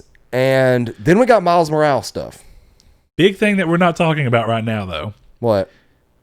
Final Fantasy 16 being a PS5 exclusive. I'm not surprised. And here's the thing, though. The only reason I'm surprised is if it said coming first to PlayStation, like they're doing with Final Fantasy VII Remake. Right. I get it. I get it. And that makes sense. And even now, full exclusivity for console makes sense. Though I wonder, and see, the thing is like people were saying that Final Fantasy VII Remake was going to be a full exclusive. I said no. They made sure that day one they had the wording be coming first to PlayStation, not coming exclusively on console to PlayStation. Now, the interesting thing about Final Fantasy 16 is kind of in this afterwards too, is that you have Final Fantasy 16 shown console exclusive, and then clearly and then it said can come to PC at a later date. All right. And then it was confirmed that what we saw of the game was a PC build running on what the basic structure of a PS5 expected. That was the opening title crawl, was that this is a PC emulated game, and this is expected to be what the PS5 will be doing. Yeah. So looking at that, I'm really not surprised, but am, because Xbox have put in so much work this gen to try and bring more Japanese games to their platform, and it's been hit or miss. And clearly they've done a lot of work to try and get there. But even with that, it makes me wonder, did this happen because of how stupid well Final Fantasy VII Remake sold on PlayStation exclusively? Or is this Sony shoving money in the pocket? Or is this both? Is this Square and Sony having a relationship and then kind of talking and Sony being like, we'll help pay for development and it'll be exclusive on our console? Or is this Square kind of looking at it and going, we've got a good relationship, we've had good sales on your system, clearly it's smart to leave it on your system. It'd be worse of an idea to put it exclusively on another system because your system typically has people buying these games. It makes me think of it's the exact, I shouldn't say that, I guess it is. It's the exact inverse of the Tomb Raider situation from the Xbox One, where it's a series that has never been exclusive to your console series ever, and it's a series that's always sold better on PlayStation, Tomb Raider. To be fair, though. And then suddenly it's exclusive the opposite way. This is more like, hey, we've always sold well on your system. We've been exclusive to your system in the past with other entries. That comparison has one little flaw. Yeah. Where Tomb Raider started on PlayStation. Well, PC and PlayStation, but yes. Right. Where Final Fantasy did not start on PlayStation at all. No, it didn't. So it's interesting. That kind of goes into more like we'll never know. Oh my God. Can you imagine if Final Fantasy 16 was exclusive to Switch? If they would redo it in the style of Bravely Default, then hell yes. Oh yeah, like a old school. Yes, I would pay. I said Bravely Default. I know what you meant. Octopath Traveler. Octopath, yeah. I would pay $60 for that for sure. That'd be wild. I've been saying for a while now, I wish they would redo Pokemon like that. Bring Pokemon back to its old style and just polish up everything. Yeah, and give make it like it super vivid. It would be great. It's possible. Either way, that's a big thing. But yes, we do move on from there to Miles Morales. Yes, so we did get some more Spider-Man Miles Morales stuff. We actually got gameplay. We got some cool little interesting tidbits that it is coming out launch window. I don't think it's exactly at launch, but it is day one. Is it day one? Day one. See, this is what annoys me. This is a problem of the whole conference, yes, actually. It all said like holiday 2020, which is when the PS5's coming out, but... Okay, this is partially... I know why they did it, and I said it in the Discord. Because it would let the release date out before. Exactly. But that's the problem. They could have led with how much the PlayStation 5 cost and everything up front, and then did the game. Yeah, I agree. I think they probably should have. This console was... This conference / announcement was a mess. Just because the whole Demon Souls PC thing, the whole timing, the naming conventions, the pre-orders that came after... They really screwed the pooch on this entire announcement event. In terms of, I guess, professionalism and ease of access to everyone. Clearly I'm biased, but I remember going through this conference and kind of thinking to myself, even if it's just bias, regardless of what it is, Sony is bringing the big guns in a way that Xbox to me hasn't. And I mean that. I'm not saying they haven't. No, I'm not saying, this is just whenever I was watching it. You know, I was talking with Blake, and me and Blake talk a lot about Xbox and PlayStation. And I was like, I've watched every Xbox event so far, and I think they've been okay, but they've yet to really just actively keep me constantly on the edge of my seat. Instead, it's like the occasional game makes me go, that looks really interesting. Yeah. But I also don't know anything about it because you didn't show me any real gameplay or anything, right? Project It's like Everwild, right? You show me Everwild, and it looks interesting. I don't know what gameplay looks like. It turns out that the game doesn't even have a core concept yet. It's really, really early in production. That's essentially a video of how you kind of want it to look. Okay, that's fine. Then you show me Avowed. Avowed shows me 2 seconds of what gameplay is probably intended to look like, but it's still not gameplay. You show me these things, and every now and then, the few times that you kind of get me excited, you almost immediately let me down because I see nothing that indicates gameplay. Whereas right out of the gate, we see Final Fantasy 16, but we also see gameplay for Final Fantasy 16 and gameplay that doesn't look if anything, to be fair, not true gameplay. If anything, but this could be a bad gameplay. thing. I don't think it is. There were people going, Final Fantasy 16 doesn't look as next gen as I expected. But to me, that was like but that's how you know it's at least real. It's real gameplay because it's probably still in work, and this is not them trying to be like, this is what we expect it to look like. No, this is the game running. Well, they did say that. I mean, on PS5, but this is the game currently running on something. Yeah. And that's not a bad thing. But getting across over to here, every game that they were showing, besides Call of Duty, just because I don't have very much interest in it, but it still looked good. I give it that, I guess. But I was constantly like, holy crap, man. They're just left, right. Their own games, third-party games. Their own. This is kind of how they were doing. So we all expected Spider-Man. We didn't expect Harry Potter. I did not. And that game looks fantastic. Yep. So like that's another kind of thing is that it won't be coming out to 2021, but still that was right after Spider-Man. And my thought process with that was I was like, okay, we've seen Spider-Man. I kind of know what this game's going to look like. I'm going to envision a little bit more vivid detail, some particle effects that PS4 can't do. Do you want to go ahead and blend the general gist? The afterward stuff? Because like I feel like one of the things that's important about Spider-Man that we might as well talk about while we're on it is they showed gameplay, which is great, right? And the gameplay looks phenomenal. Looks actually a huge step graphically, even gameplay-wise, over the first game. It looks smoother, doesn't it? Way smoother. I'm curious. Were they showing it in 30 frames per second? I think so. See, okay, so I never went back it looked so smooth and watched individual trailers because for sure the stream itself was in 30 frames. Yes. But going back and looking at Demon Souls, I'm still not convinced Demon Souls is not in 60 frames or 30. I can't tell. I think it's 60. If it's not, holy crap. If it's 60, then there's some really weird motion blur going on. Like some smoothing that they're doing because it looks so ridiculous. I don't know. But it looks like animations and stuff are in 60, but it looks like they're executed in 30, if that makes any sense. Like it's like you would see an animation and how smoothly the animation is, but it's like there's something off about that animation. I can't tell. I don't know. I'm expecting it to be 60. We'll get onto that a little bit more. But I guess just to say, the thing about Spider-Man comes down to they showed it. And as soon as they came out, one small detail that I was like, holy crap, was him coming down the stairs, putting his hand down, and then grabbing snow and it piling up and then him throwing it. Like, it looked like actual snow and the way snow behaved. Dude, that impressed me more than probably the entirety of Spider-Man PS4. And I know that's such a small thing, but I was like, holy crap. And then continuing on with all the ray traced reflections, to me, I was like, this is a huge showcase. Yeah. Awesome. The lighting and everything looks fantastic. And the style. This is technically after. Everything looks fantastic. I mean, fantastic. And here goes the weird thing. And I am curious as to how people would have reacted. I know how I would have reacted. But later they go on again, not during the conference, after the conference, they go on to confirm that two things. There's going to be a version of Spider-Man Miles Morales that includes a full-on remaster of the PS4 version of Spider-Man with new trophies, new Peter Parker model, ray trace reflections, stuff like that coming in. Awesome. They need a new Peter Parker model. That Yuri Peter Parker model is not good looking. It wasn't great. I didn't think that looked like old good Peter Parker. Yeah. So anyway, when you look at that, I assume it's going to be the Peter Parker model that's probably going to end up being in Miles Morales or even Spider-Man 2 whenever it something was comes. boxy about his hair. Yeah, like his hair was like weird. Yeah, but when you're going through all that, and then they come out later and say that right there, and then plus the Spider-Man Miles Morales is going to come to PS4.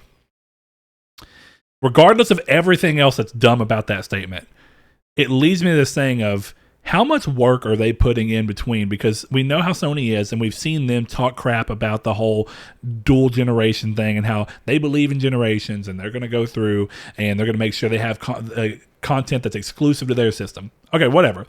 It's fine. I understand it's been a pandemic. They don't want to leave 120 million people behind that are on PlayStation 4 that are a great market, definitely for a game like Spider-Man, which sold so massively on PS4. But I'm impressed because of one thing in particular. You show me Halo Infinite, which you say is supposed to be a cross-gen game, and then it looks not that great. And then you show me Spider-Man that is, we don't even know at the time is cross-gen, but it looks fantastic. And then when you learn it's cross-gen, immediately my brain flooded with, what does the PS4 version look like? And don't get me wrong, because this isn't a full-scale game necessarily. I mean, it is. It is and it isn't. It's weird.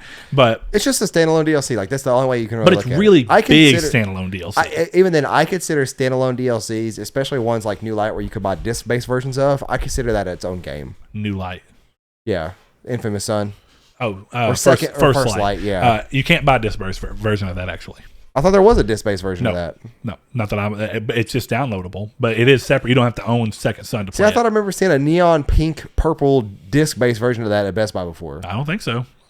I could be wrong, but I'm about 99% sure it's not. Huh. With that said, though, the cross-gen aspect is weird because I do know that there's a big section of the PlayStation community who, even though now we see that PlayStation showed a game that does look fantastic, there's going to be people who are now saying the game's going to be held back and all these things. Here's where I really stand. I don't ultimately care that games are cross-gen very, very early on because I understand the basic business behind it. But what I want to be sure of... Is that real? I don't know. Because if not, I've been fooled. I don't know. Because I knew I've seen this somewhere. Maybe it got a physical release in Europe because you notice all of those have Peggy. Europe's getting a retail version of Infamous. Okay, so I've seen it, but I've never saw it in person. Yeah, you didn't see it here. That's why I was wrong. I was like, I know I've seen it with pink and purple in the box art.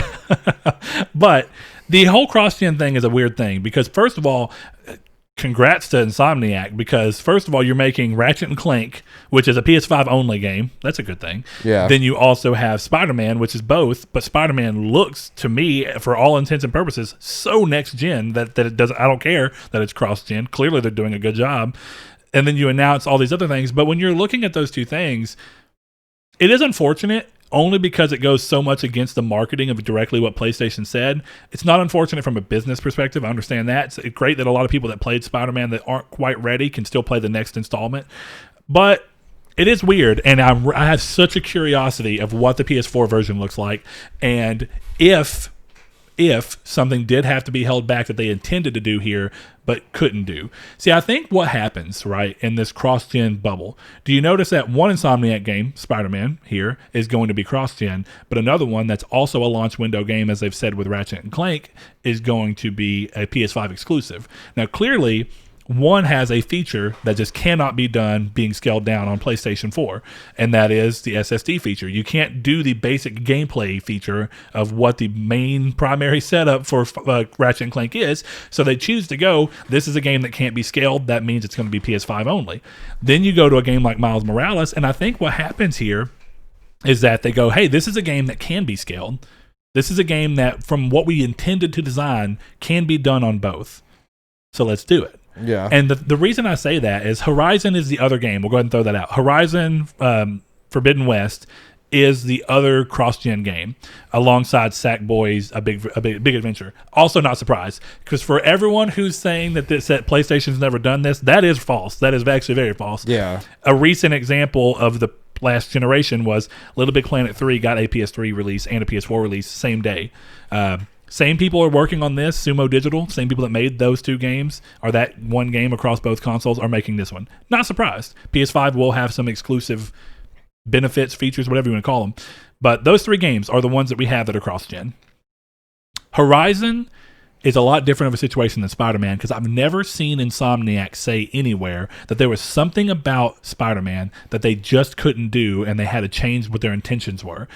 Horizon, on a number of occasions, they've talked about how they had to do less cities than they intended, right, because they couldn't pull off anything more on the PlayStation 4. It's a weird disparity there in what they're saying. So if you're telling me that there were things in the first game that you couldn't do that you wanted to do and you had to scale back on, and now you're telling me the sequel is apparently not going to do those same things unless you've brought your tech up in such a way that you figured it out. But it's weird. Who knows with the Decima engine? It could be possible. You saw what they did with Death Stranding. Death Stranding had a lot of cities, so maybe. Yeah, maybe. Death Stranding didn't have a lot of vegetation. True. I'll say people say Death Stranding is empty, and for the most part it is, but when it's dense, it's pretty dense. Pretty dense, yeah. The mountains just ain't that easy to process, I'm sure. So either way, when you look at all that, I think that Spider-Man is a sensible game to do this with. From an audience standpoint, from a budget standpoint, from a game design standpoint, it can probably happen. And I applaud them for not doing it with a game like Ratchet and Clank that clearly just couldn't happen. And I'm so glad that they went back on their at least they went back on their word with tech that made sense to go back on their word with. Right. Yeah. Because if you start telling me that, like, here's a Demon Souls is PS4, I'm going to throw a brick through their window. Well, and if I'm being honest, looking at Demon Souls, there's no way. You can see that their whole point with Demon Souls is, hey, we're already remaking this game, but we're going to redesign it in a way like I went in and watched it again. I actually think that the way that you touch stones to go between places, I think they've killed that menu, and the menu was probably only there to be a somewhat buffer for loading. That's what I was saying, that like there's a part in that video where it looks like there is no loading at all. I don't think there is. But there's a weird cut, or there's something weird about it where it's like maybe there is, and they're just making this. I guess we'll talk about maybe they're Demon's Souls eliminating. in a minute, Maybe they're eliminating the menu out of the equation so you could see how fluid it is. But Demon's Souls, as it relates to being cross-gen, I think when you look at Demon's Souls and you see things that they're going for, it's like, okay, Spider-Man makes sense because there already was no loading in the PS4 version of Spider-Man. Yeah. And if you're doing something similar to that, then yeah, you're fine. You don't need it. Now, when you go to a game like Demon's Souls, which clearly had loading, and you're going, one of our big designs decisions is to cut all that loading, then you go, well, how do you do that? Well, we can't do it on PS4 the way we want to, so we're going to do it on PS5, and we're going to load every area, even with this instant loading, with so much detail. I think Demon's Souls makes less sense to scale down than Spider-Man. Yeah. But moving on to the next thing. Call of Duty Black Ops, I didn't watch it. I actually skipped through the entire thing. I didn't care. I was on my phone the majority of it. It looks okay. Yeah. Cross-gen game, and I think the only thing I got to say about it is if you look at it, it looks good. The presentation's good, post-processing effects, like it looks smooth. I have a curious question, because do you remember when everybody was so hyped on Call of Duty Ghost when they showed its next-gen showing? Yeah. And now and not even a year later, when you looked back at Call of Duty Ghost from Infinite Warfare, it looked like, what the hell? Duty, yeah. Is that going to happen here? I don't know. Is the next Call of Duty going to be such a jump up? I hope not. Also, is it just me? Or from that trailer, are they not using the Infinite Warfare, the Infinity Ward? Are they not using the Modern Warfare engine? It doesn't look like they are. I don't know. I think I literally skipped through it. I did not care to watch that at all. I watched little bits of it. And I did the same thing with Resident Evil 8, which is next up. Resident Evil 8 got me, even though I knew what it was because of the art changes. But we'll go ahead and talk about it. Yeah, Call of Duty looks fine. I'm curious as to how big of a jump it's going to be. And also that they chose to let Raven Software be the people that came up and talked about it. Even though Treyarch apparently had to come in and be like, hey, we're going to help you. I don't know. Yeah. But Resident Evil 8, the reason it got me to actually watch it was because it's fine. I liked Resident Evil 7. I actually am curious about this game. But when they're telling the little story, the story kind of got me roped in. I was like, oh, is this like a lore thing? This is cool. It's always hard to tell with stuff with Capcom in that way. That's true. Because Devil May Cry has done the same thing in the past, and it's like, oh, this is interesting. It's never brought up again. And that could be here. I was thinking, because do you remember there was a lot of people saying, like, how do you bring a witch? What even is a witch in the Resident Evil universe? Is it like a legitimate witch? Or even then, what is it? If they're going off modern day stuff, what is a witch in modern day stuff? Yeah. So when you're going through that, I was like, it kind of pulled me in because I was like, is this lore kind of explaining where the back end story of this goes?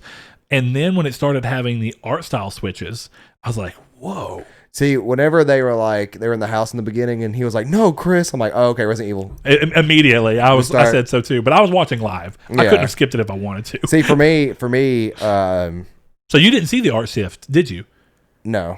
It's crazy. It looks almost like Inside. Like you see this little story unfolding, and it's like a graphic. I don't like that in a Resident Evil game for some reason. It was weird. I don't know if it's going to be in the game. I think it may have only been in the trailer. I can't stand this stuff. Are you 30? Yeah, look, just click a little bit in and you'll see what I'm talking about. I think Inside, yeah, it's probably a pretty good, it's a little more artsy than that. I'm trying to think of a good example of a game, but you'll definitely see it. But either way, when they were showing it, it kind of just surprised me because, again, I've never seen anything like that in regards to Resident Evil. So it looks good. I don't know what to say outside of that. See what I'm talking about? Looks like somebody reading a bedtime story, and then it does kind of go. And the lore, when you get to the end of it, they say it's just an old like folk tale for the city, for the village that presumably this game is taking place in. So that looked interesting, and I mean, yeah, Resident Evil 8 showing it twice because they did it at their last one as well, but technically they showed Demon's Souls at the last one. So seeing it with like more going on. Not a bad idea. No, see, like my thing is like I just hope that doesn't become a thing in the game. Sure. Because I hope it doesn't become a thing in the game because that would be a weird break in a Resident Evil game for me.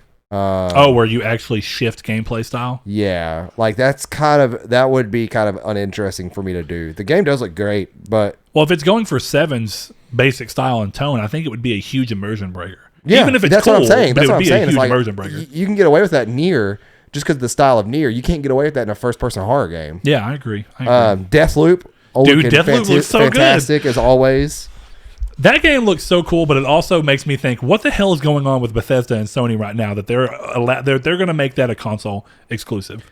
Yeah, like that's kind of a weird thing there. And it did say console exclusive, right? It did. Not timed exclusive. So I don't know. PC and or PlayStation. Yeah, PC and PlayStation. And then that makes you think, how many of these games? I don't think so, but it's a good question. Are these games happening this way because for some reason the PlayStation 5 and the future of gaming PCs will have the better SSD needed to do something with the gameplay style of that? Or can Deathloop literally not work on the Xbox One X, Series X, I should say? I doubt that. That actually makes sense though. But it could. And that all comes down to how much the speed boost between the two ends up becoming a thing. Do we see more third-party exclusives to PlayStation because someone comes up with an idea that the only reason they can't do it is if they wanted to keep it multi-platform? If they come up with an idea and then they look and go, well, PlayStation's system can do it, do they just go, well, we're going to do it, but we're going to put it on PlayStation? Right now, if you look at the numbers, it makes sense because it's like, well, even though we can only be on one console, that console has 120 million units sold. That's true. I will say, though, it is weird because typically with this kind of tech, they would hit with the lowest common denominator before anything else. Exactly. Then that would be Xbox. Well, the bigger question for me is that Deathloop was announced so long ago. Yeah, like what, a year ago? Yeah, I guess a year and a half almost because it was a 2019 Bethesda E3 thing, yeah, right? It was. So we're not quite a year and a half, but we're getting close. Yeah. And I guess when they announced it, it didn't seem to me like it was going to be an exclusive. They didn't say anything about it then. It was just like, hey, here's our game. I think something's changed in the time from that announcement to now. But that's a day went by for me. I'm sure that's a day went by for you. Yes, it is. It looks so good. You know what's not a day went by for me? Devil May Cry 5 Special Edition. Nor am I, but do you know one thing that was very interesting about that? They did the exact same thing with Devil May Cry 3 Special Edition where Virgil was made playable. Oh, that's true too. But more importantly, to me was that the fact that, again, Capcom was obsessed this time around and being like, hey, you know how you kept complaining about our screen space reflections, like our SSR that we were using in their games and how bad they looked? Like, again, there wasn't a lot of water, but in Resident Evil 2, when you did get around stuff, you'd be like, ugh, that's a bad looking reflection. They immediately showed off ray traced reflections at the beginning of that. And it looked good. And for a split second, because I wasn't thinking about Devil May Cry, I thought it was that game that they announced I can't remember what it's called. The one from the Dead Space creator.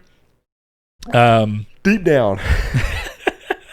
But I can't remember what it's called, but it looked like that trailer that they showed off last time, Pragmata. Seeing the streets with the water, I was like... It does look like Pragmata. Oh, this is Pragmata. And then suddenly it's Devil May Cry. And I was like, okay. Pragmata, a.k.a. Death Stranding 2, or a.k.a. Silent Hills. What's crazy about that, though, is that I get why they're doing it, and that game did really well, so that's cool. And getting to see Virgil's side of the story, cool. Yeah. Makes sense. That is something I would honestly pay like $20 on sale to go back through and do. But that game already ran at 60 frames per second. So what are they doing now? 4K 60 now at this point, I guess. But it was already 4K 60 on Xbox One X and then temporal upscaled 1800 to 4K on PS4 Pro. I have no idea. So now I guess it's real 4K. What happens? Does it become 120 frames per second? Can you play Devil May Cry? I doubt it. In 120 frames per second? I doubt it. Next up, another game I do not care about at all is Oddworld. I don't care. I've never liked an Oddworld game. I like them. I skip past that. I like them, but it's this thing where, like, when I was a kid, I really liked Abe's Odyssey. Yeah. And then whenever I got a little older, and then I still think you'd like Stranger's Wrath. But it's such a different game that it's so hard to go back because it's real time. This is a traditional like 2D side scrolling kind of Oddworld. This is actually something that Digital Foundry were talking about, which was cool. That I didn't even notice, and I went back and watched it. And I was like, oh, that is interesting. Those games do a lot from like essentially how interaction for materials. If something falls on wood with enough pressure, it breaks the wood. But if it falls on metal with the exact same amount of pressure, it bends the metal. Yeah. Interesting. Yeah, so it's like materials actually have their own way of reacting. That's pretty cool. We need to see that tech in other games. What's weird is that was announced as a PS4 game, and that seems CPU intensive. Definitely with all the people that are following you around. I wonder if that game shifted to be next gen only. Maybe so. They didn't clarify. It's kind of common to see that. Next up, another game, Five Nights at Freddy's Security Breach. I don't care at all, but the upside of that is it led to the highlight of the night or the day, I guess. Well, it's Demon Souls. We're going to skip that for now, though, and we're going to go ahead and go through some of the other smaller things they announced. And then let that be the final. Seeing Fortnite on Unreal Engine 4, I didn't know that was a thing. It looked the same to me as the other one did. Hold on. Are you telling me that Fortnite wasn't originally on Unreal Engine 4? No. It was on Unreal Engine 3. Anyways, because I know our audience loves to hear about Fortnite. PS Plus Collection announced for PS5, which seemingly is about 15 awesome odd games. 18 games you get for free if you have PlayStation Plus. Big PlayStation games. Plus is required. Days Gone? Spider-Man? No, not Spider-Man. Are you sure? I swear I saw Spider-Man. Pretty sure Spider-Man's not in there, weirdly enough. Probably because they want people to buy the PS4 remaster, PS5 remaster. Detroit? Detroit was in there. Days Gone was in there. Horizon was in there. Until Dawn was in there. I don't think Horizon was in there either, surprisingly. But it's a there's a bunch. Battlefield 5. There was a lot of large games. For those who have wanted Bloodborne. a small little itty bitty games pass, this is kind of it. So we're hoping to see more. I don't even know if I'd call it that. It is a good answer to at least somewhat of what Games Pass is, but I think it goes back to what PS Plus was in PS Vita days. That was to me, this is nothing more than a return to what PS Plus used to be when it was great, which was PS3 and PS Vita days, where it was all about, hey, you may be new to our platform. Maybe you just bought a PlayStation 3 for the first time. Or maybe you just bought a PS Vita for the first time. Here's Gravity Rush for free. Day one, you got Uncharted for 5 free. to 10 of the best games that we have on the system. Yeah, available to you for free, and it's instant. And then finally, we've talked about this as well. They have announced the pricing for both the digital and the physical version, as well as the release date being November 12th, 2 days after the Xbox One X. Now we can move into Demon Souls. No, we don't. No, we're going to have something at the end of the show with that I was hoping would be bigger, but it is kind of interesting. We got something out of this. We got God of War Ragnarok, and I'm so glad that that's the name. Holy crap. What were you thinking it was going to be? I was really hoping they weren't going to try and do some kind of weird new numerical system involved. Oh, yeah. Because, okay, you have... God of War 2. You have another example, right? I don't mind surnames in games. That's cool. But you have, like, Uncharted, right? They were always like, Uncharted 4. Why? If you're going to give it a subname every time, just kill the number. Yeah. Just call it Uncharted, and Uncharted at Thief's End. I agree. Uncharted Among Thieves. Don't call it Uncharted 2 Among Thieves. It's either always one way or the other. That's why I love the way Halo 1, Halo 2, Halo 3, Halo 4, Halo ODST, Reach. That's it. It was, and it stayed that way, unlike the Xbox naming convention. So, 2 days after the Xbox, the pricing, and we ended the show with Ragnarok, which we got a 2021 release date, knowing that it's coming at some point next year, and that's all we got. But the biggest thing on the list of that episode, or that announcement, was Demon Souls, and it looked fantastic. Biggest to me. I can't speak for everybody else. That was amazing. My jaw was on the floor, and it goes to show you, people who have never played Demon Souls were messaging me and being like, holy crap, this is gorgeous, and it looks really fun. Big complaint, though. There's 2 big complaints with me in this. Why in the world would you show a game about difficulty? Yep, this is it. He's already going into it. And where you are one-hitting every person, but then at the last minute, show me a boss fight where you go out of your way to die so that you can show the classic splash screen. You've died screen. So that did bother me. Why would they have updated? Honestly, I feel like they could have ended the show with Ragnarok and then really ended the show with a full-on Let's Play, or like, not a full-on Let's Play, but a full-on 10-minute segment. This is the tutorial game, or tutorial area of the first game. It wouldn't have taken him but maybe 10 minutes to have run through this, actually with killing enemies. Yep. I'll tell you right now, you will not be able to play this game like this guy did in the trailer. That was my complaint. You will not be able to hold a claymore and block a blue-eyed knight's attack like that. You will die in probably 1 hit, maybe 2. I'm pretty sure 2 hits will for sure kill you. So I'm sure you agree with this. My problem with that comes from 2 ways. While I am 99% sure this will not be the case, you risk 2 things. You risk people who have never played one of these games thinking that it's easy and being like, well, that looks cool, and wanting to pick it up, which is not a good look. Or you risk making people, shaking their confidence and making them think that you're going to introduce an ultra easy mode. Yeah, which that's not going to happen. It's a Souls game. Unless maybe Blue Point might. That's what I'm saying. They might, but I don't think it'd be a good look. Also, this is what I'm talking about in the trailer. This right here, obviously 60 frames per second.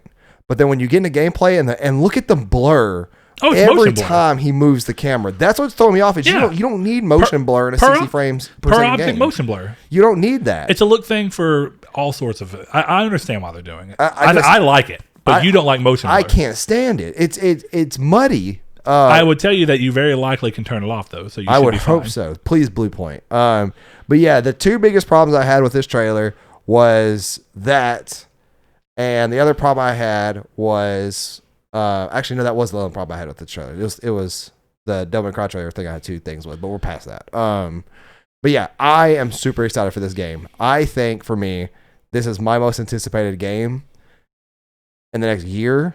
This and Cyberpunk, because these are going to be two games I know for sure I'm going to get on launch. Well, I guess Deathloop too. Yeah. But honestly, I wish they would have ended the show with this. I also didn't know you can shield parry. I don't know if this is a new feature. I thought the same thing. Also vaulting. And here's the You Soul could and I not. You talked. could not vault in the original. You game. could, huh? but it was a hidden feature that you didn't have to have. I don't remember that at all. How would you? Me either. And I was looking through it, and I talked to Blake about it, or actually Blake messaged me about it on Facebook. We were in a thread, and he commented that apparently it's always been in the game, but a lot of people played it and never knew it was there. I never knew it was there. Me either. I thought that game had absolutely nothing in regards to that. So very weird having that come out, but it looks great. I am open. See, when I thought that vaulting was a new addition, I was open to the inclusion. I didn't care. I thought it looked good. And I don't see that. There's no reason not to somewhat modernize this gameplay because I've not played this game since it came out in 2009. Yeah, I haven't played it since at least, I would say almost since 2012. 2011 to 12 was the last time I played this game. So when you look at it like that, this game is very dated in a lot of ways, or was, the original. And even though it's a great game, I think bringing a couple of things up a little bit for smoother gameplay to what you'd expect from a modern release makes sense. They did it with Shadow of the Colossus. That's what it was. It is the cut going into the boss room. That's what threw me off. There is a cut here.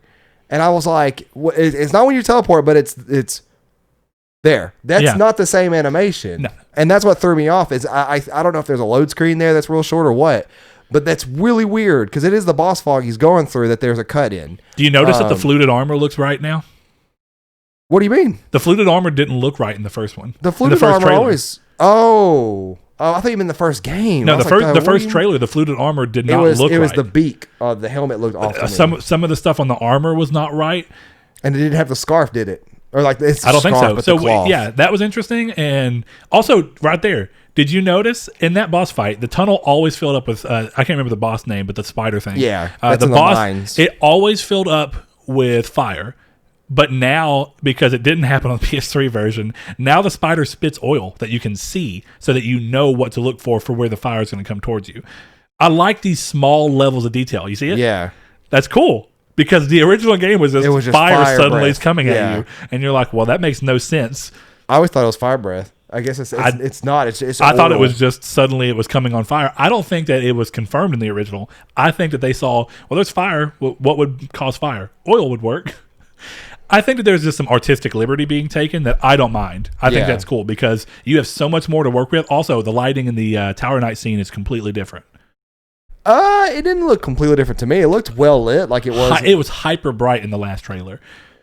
Oh, I see what you're saying. And so now once again, I'm thinking of the reference. I'm thinking of the original game you're talking about. Exactly. Yeah, the original. I guess what I'm saying is good on Blue Point because Blue Point got feedback clearly and they fixed it. Have apparently been listening, or what they showed us last time was something that they weren't completely where they wanted to be on. Also the lava dude that you fight. How am I forgetting his name? I don't remember his name at all. I'll tell you that right now. Okay, but his face looked completely different in the last trailer. Now it looks almost exactly like his original, but higher polish. You could cheese that guy. I can't think of his. Like I said, I can't think of his name. But you used to be able to like stand at a certain point with a boat. No, I just like Blue Point. That's all I want. That's my big thing here, and it's why I think Sony should buy them. I think it was a bow and arrow. You could stand at one point and like stand around like some debris and just shoot them to death. I don't remember that, but I remember for sure that Demon Souls had crazy magic, and it broke the entire game. Did it? See, I never played a Magic class. I've only played Demon. Like I think I've said this before. I've only played through and beat Demon Souls once. I've only played through and beaten Dark Souls 2 once. I've never beaten Dark Souls 2. Yeah. But I played through it multiple times. Like I think my last PS trophy for that's the Looking Glass Knight, which is fairly to the end of the game. It's like the end of the third quarter of that game. But Yeah, like Dark Souls 1 and Dark Souls 3 are the games, and Bloodborne are the games I could tell you the most about. And even then, you catch me right now, you ask me, like, I'm trying to think. The name of the boss, the centipede boss, I'd say Fire Centipede. I can't tell you his name in Dark Souls 1. But I played him and beat him 100 times. Trying to remember names when you've only played these games once. The tree at the end, it's my least favorite boss fight in the entire series. It's one of the old ones in Dark Souls 1. I think old ones is correct lore terms, but it's the bastard tree. I don't know. I can't think of it. It was the Bed of Chaos. Yeah. Because that's the name of the thing. I got to give Bloodborne a shout out in that regard because I've only also played Bloodborne once, but I did go through and help a couple people with like Father Gaswan and stuff. I can remember most of the bosses in that game. For the most part, I remember almost every boss name from that, and I don't know why. I'm also really bad at locations. I can't tell you most locations in Bloodborne. Like, you have Upper Cathedral Ward, you have Cathedral Ward. But at least I remember the bosses. Yeah, like, I could tell you the bosses, and I couldn't tell you the location of, like, if you said, where's Undead Bergs in Dark Souls 1, I'm like, lower or normal? Because lower Undead Berg is where Capra Demon is. See? But if you told me... You've also played Dark Souls 3 and Dark Souls... I played Dark Souls 1 way more frequent. I should still know all the locations off the top of my head. That's true. For some reason, locations and stuff do not click. But community's take. Okay, so before we get to there, I guess one of the big things we got to talk about, and we'll be quick. Yeah, we got to get Rude Days in too, because we got to get done for Saul's sake too. But in looking at this, right, a lot of the stuff that came out, the problem is that most of this information was not shared during the thing, and it's one of those things where, like, directly after the conference, you're so taken aback by all they showed, and it looks so great. Also, the fact that God of War is 2021 means to me that the fact that Horizon is 2021, I think Horizon also being cross-gen means that Horizon's an early 2021 game, probably first half of the year, and God of War is the second half of the year release. I'm fairly positive. If it's not that, it's reverse of that, where God of War comes back out in March.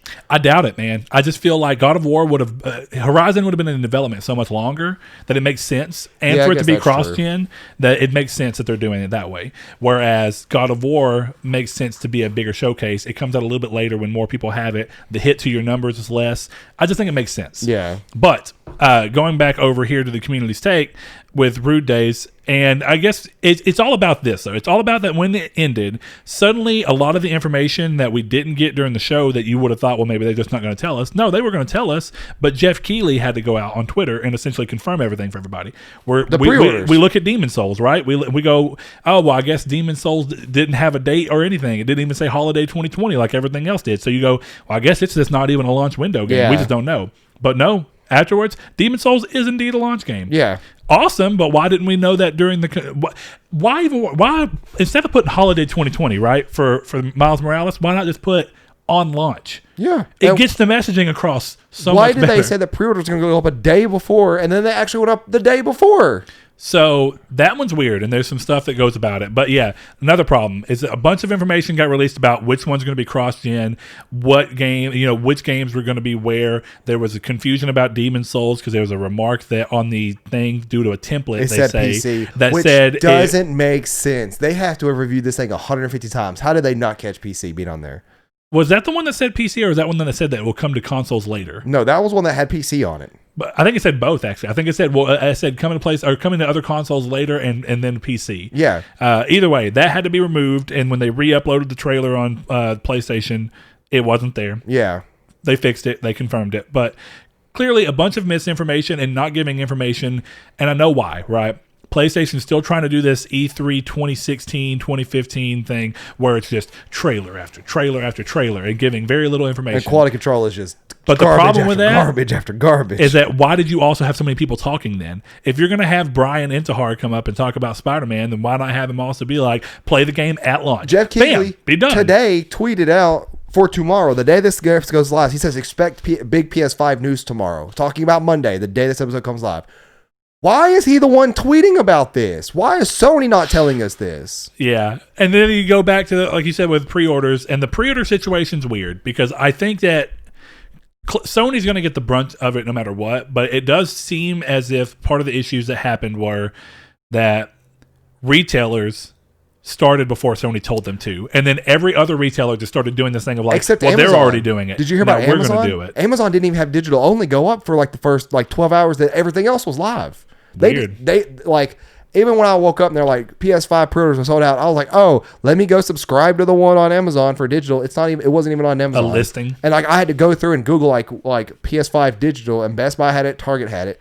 Amazon wasn't there. Yeah. And people on Reddit were talking about how that it was missing. It was just MIA for like the first 12 hours. It's there now. I'm actually subscribed to it, but it still is really infuriating that I wasn't able to get a PS5 digital edition because I did notice set alerts because I wasn't expecting pre-orders for a whole nother day. And then I went to sleep and then shit hit the fan and everybody had a pre-order. What was Rude Day saying on a Discord though? Yeah, so Rude Day's thing says, all right, so on the event, I thought this was one of the best of this generation, and Sony knocked it out of the park. On the price of the console, the games, the exclusives, whether that be timed or permanently exclusive. But after the show and the news that followed was a train wreck. First of all, with pre-orders, we were told by Sony we would get an announcement before pre-orders. Shut up, computer. He says we would get an announcement before pre-orders launched. That didn't happen, and the pre-orders pretty much just dropped a couple of hours after the show, with Jeff Keighley being the person giving us the news as it happened. Keighley was also the one giving us news of what happened, or what games were launching with the PS5, which why couldn't we get the news during the event? Then we learned Spider-Man and Horizon are cross-gen with PS4, which Sony has said they believe in generations. Well, that's not true, and how sure are we that God of War 2 and Ratchet won't be on PS4 too? And then finally, we get news that PS5 AAA games will be $70, which I guess isn't really surprising, but still disappointing to see. And even though he didn't put it on here, I guess the thing about the $70 pricing is like when everything else is already in shambles and then you announce that, it's like, well, there's a bunch of bad news already, and then that's bad news. Yeah. So you end up looking at that from the bad news side. But if PlayStation would have killed all the messaging here, come out way back ago and be like, hey, we do believe in generations, but these three games are going to be cross-gen, and they never gave this big spiel about how they believe in generations, there's a way in which all of this information that we got all just could have come PR from Sony in a better way. And then when they go, oh, games are going to be $70, you'd be like, well, that's okay. Games, like, this is all so good of news. This is the least of my worries. So, yeah, I think this is a weird situation. And I have a feeling that this is partially in regards to the fact that Sony very quickly and I don't really know that it was necessary, but they say that it is. They decided that they wanted to become a global company. And they wanted to have all their stuff done on a global level where all marketing campaigns are the exact same. All information comes out at the same time, in the same presentation, the same way. There's a lot of problems that come with that because regions do things differently. There's different timelines. There's all these things. And to me, I always actually think that it made more sense to have each region have its own branch of the company that can determine the best way to market something in that region. Yeah, because we talked about that not so long ago. Yeah, so like while it only does everything may be a great tagline for the North America and it may be being responded to very well, but then you take it to Europe and Europe just doesn't click for it for some reason. Instead they go, okay, play has no limits, and then suddenly play has no limits is working really well over there. Then great, let both of those work in their own markets, in their own territories, in their own regions. But what's weird here is that I feel like most of these problems come from the fact of trying to pull a bunch of information together into a global setup, which is probably more challenging, makes it probably, I'm not going to say completely. Some of it's just buffoonery, if I'm being dead honest. But I think that's part of the challenge. And then what ends up happening, too, is that with all of that going on and all this talk about being global and doing everything simultaneously, then you also have Microsoft coming and saying, hey, we're releasing all, which they're not releasing in, and I don't think as many territories as PlayStation ultimately will. But Microsoft says we're releasing in these many countries all at the same day. Everywhere we're going to be selling it is going to be a day one, everybody can have it. PlayStation, Mr. Global Company over here, is saying, well, we're going to release in these three areas on this day, 3 days later this area, and then a week, well, honestly, it's just silly. He explained the event perfectly. It was really good up until after the event. Everything that followed What is that? Yeah. The event was done flawlessly, but then the after was just a mess. So that's why the community's take question for the week is going to be, what did you think of the aftermath? Not of the event itself, but the aftermath. Now that you've had some days to stew on it, do you think it was some PR mistakes, some missteps? Do you think it wasn't that bad, that it doesn't really affect you? Let us know. on our Twitter over at Triangle SQRD, on our Facebook, Triangle Squared, a PlayStation podcast, or our Discord, which is always in the link of our YouTube videos. Hey, speaking of which, Brett, did you know they could watch us on YouTube every Monday at 10 a.m. Pacific and noon Central? No way. Every Monday. And hey, you may not be able to listen and drive your motorcycle to work while watching us on YouTube. That's fine. We're across all podcast services. But if you find us, or if you don't find us on one, let us know and we'll get on it. And we love you all because we know you all are going to be fair in your critiques and criticisms for the show because you let us have them so often. And if you want to really support us and help us buy more stuff for this set, say if this set falls or gets hit by a tornado or something, you can subscribe to our Patreon. We're for $5, our $5 tier. If you're there for 3 months, $15 total because 5 times 3 is 15. Easy math. You get a custom case, man. Everybody, go look at our Twitter. You may have seen that people have been tagging. People have been tagging us with they're like, I love it. It came perfectly fine and not broken. Because USPS is still open. It works. It just works. And it just works. If you don't see me next week, it's because I had a crash on a motorcycle today. So, well, hey, I had a crash on a motorcycle 2 weeks ago now? Yeah. And I'm doing all right. So we'll see what happens. Crash is a very dramatic word for what happened. I shouldn't say crash. That doesn't quite sound right. It is a crash. I mean, technically, I don't know. Crash it to me implies that you hit something else, and I didn't. You hit gravel.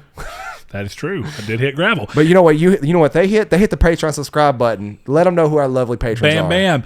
We thank you guys, and we always like to give shout outs to our patrons. So to start things off, we want to give a shout out to our new patron. We've already done it once, but hey, second time's charm. Mr. Kyle Grimm is our new patron for the week. We also have Josh Jarrell, Matthew Green, My Name is Dan, Luke Bartolomeo, Sean Santarud, Funk Turkey, Danny Villiobos, Corey Hickerson, Blake Popst, Kevin Bacon Bits, Joshua Lago, Eric McAllister, Shadowist, Steven Salazar, The Stoner, Travis Blow, Stefan Swanland, Constantly Kenny, Solitary Red, Chris Figs, Zachary Sawyer, Landis, Rude Days 93, Brian, Donovan Williams, William Digital Spooker, Derek Porter, Josh Ayers, Brandon Edwards, Sean One Neo, Tyler Powers, El Chabib, Jason Clendenning, Tyler B, and last but certainly not least, Mr. Richard Schaefer. Head over to patreon.com/Nartech if you would like to support the show with more than just your time, but we love you all. Thank you so much. Thank you.